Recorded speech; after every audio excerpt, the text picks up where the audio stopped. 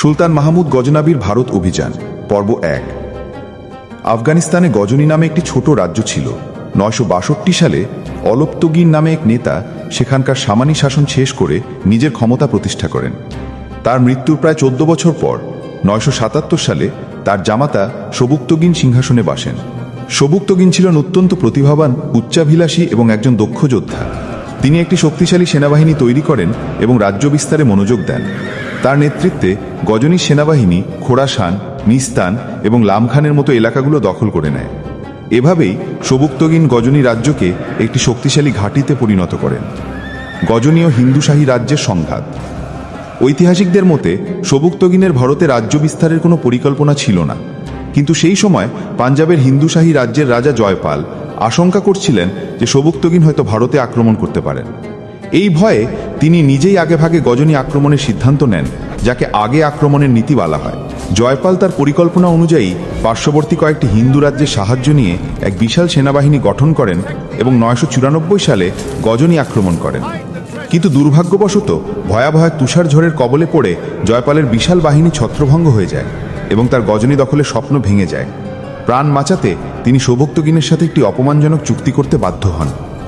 কিন্তু নিজের রাজ্যে ফিরে গিয়ে জয়পাল সেই চুক্তির শর্ত ভেঙে দেন এবং আবারও যুদ্ধের প্রস্তুতি নিতে শুরু করেন। তিনি দ্বিতীয়বার সবুক্তগিনকে আক্রমণ করেন এবং এবারও পরাজিত হন। ভারত থেকেই বারবার আক্রমণের কারণে সবুক্তগিন অত্যন্ত ক্ষুব্ধ হন এবং নিজের রাজ্যের নিরাপত্তা নিয়ে চিন্তিত হয়ে পড়েন। তিনি রাজা জয়পালকে একটি উচিত শিক্ষা দেওয়ার পরিকল্পনা করেন, কিন্তু সেই সুযোগ পাওয়ার আগেই তার মৃত্যু হয়। পিতার অসমাপ্ত কাজের ভার এসে পড়ে তার সুযোগ্য পুত্র সুলতান মাহমুদ গজনবীর ওপর। সুলতান মাহমুদ গজনবী এক অপ্রতিদ্বন্দ্বী যোদ্ধা। সুলতান মাহমুদ গজনবী তার সময়ের অন্যতম শ্রেষ্ঠ বিজেতা এবং দক্ষ সমন্বয়ক হিসেবে পরিচিত। তিনি ১০০০ থেকে ১০২৭ সাল পর্যন্ত মোট ১৭ বার ভারত অভিযান চালান এবং কোনোটিতেই পরাজিত হননি। অনেকের মতে ভারতের রাজারা যদি গজনীকে বারবার উস্কানি না দিতেন, তাহলে হয়তো সুলতান মাহমুদ ভারত অভিযানে ততটা আগ্রহী হতেন না। তার সামরিক প্রতিভা দিয়ে তিনি হয়তো চীনের দিকেও রাজ্য বিস্তার করতে পারতেন, কিন্তু রাজা জয়পালের মতো হিন্দু রাজাদের কিছু ভুল সিদ্ধান্ত ও দূরদর্শিতার অভাব তাকে ভারতের দিকে মনোযোগ দিতে বাধ্য করে।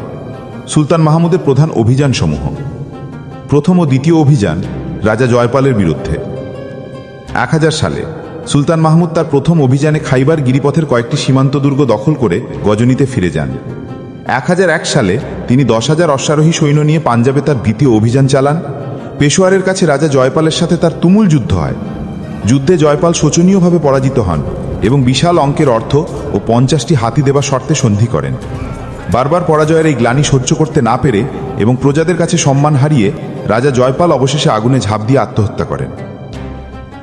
তৃতীয় অভিযান বিশ্বাসঘাতকতার প্রতিশোধ। ১০০৪ সালে এই অভিযানটি ছিল ভাটিন্ডার রাজা বিজয় রায়ের বিরুদ্ধে। রাজা বিজয় রায় এর আগে সুলতান মাহমুদকে সাহায্যের আশ্বাস দিলেও শেষ মুহূর্তে প্রতিশ্রুতি ভঙ্গ করেন। এর প্রতিশোধ নিতেই মাহমুদ এই অভিযান চালান। যুদ্ধে বিজয় রায় পরাজিত হন এবং পালিয়ে যাওয়ার সময় নিজের বুকে ছুরি চালিয়ে আত্মহত্যা করেন। চতুর্থ অভিযান মুলতানের বিরুদ্ধে। ১০০৫ সালে মুলতানের শাসক আবুল ফাতে দাউদ সুলতান মাহমুদ যখন ভাটিন্ডা থেকে ফিরছিলেন তখন তার উপর আক্রমণ করেন। তাকে শাস্তি দিতেই মাহমুদ এই অভিযান চালান। পথে জয়পালের পুত্র আনন্দপাল তাকে আটকানোর চেষ্টা করে পরাজিত হন। দাউদ মুলতানের দুর্গে আশ্রয় নিলেও শেষ পর্যন্ত সুলতান মাহমুদের কাছে আত্মসমর্পণ করেন এবং বার্ষিক কর দিতে রাজি হন। পঞ্চম অভিযান সুখলালের বিরুদ্ধে। ১০০৭ সালে জয়পালের পৌত্র সুখলাল ইসলাম ধর্ম গ্রহণ করে নেওয়াজ শাহ নাম নিয়েছিলেন, কিন্তু পরে তিনি ইসলাম ধর্ম ত্যাগ করে হিন্দু ধর্মে ফিরে গিয়ে নিজেকে ওয়াইহিন্দার স্বাধীন রাজা হিসেবে ঘোষণা করেন।